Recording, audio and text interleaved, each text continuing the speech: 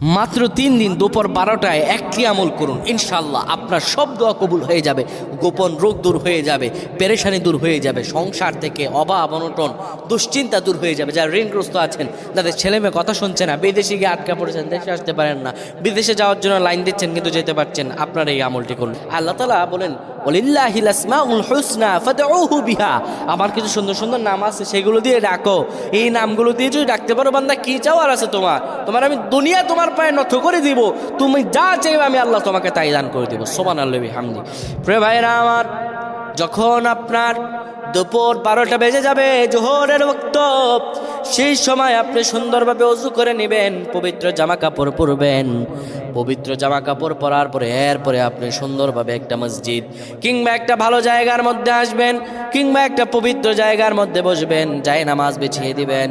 সুন্দরভাবে আপনি পবিত্র পরিচ্ছন্ন হয়ে যাবেন। পরিচ্ছন্ন হয়ে যাওয়ার পরে এরপরে আপনি সুন্দরভাবে কিবলামুখী হয়ে পড়বেন, ইয়া রাহিমাল মাসাকিনিন, ইয়া রাহিমাল মাসাকিনিন 7 বার পড়বেন, 7 বার দুরূদ শরীফ পড়বেন, 3 বার সূরা ইখলাস পড়বেন। এরপর আল্লাহ তাআলার কাছে দোয়া করবেন। আপনি দোয়া করতে দেরি হবে, আমার আল্লাহ রব্বুল আলামিন আপনার দোয়াগুলো কবুল করতে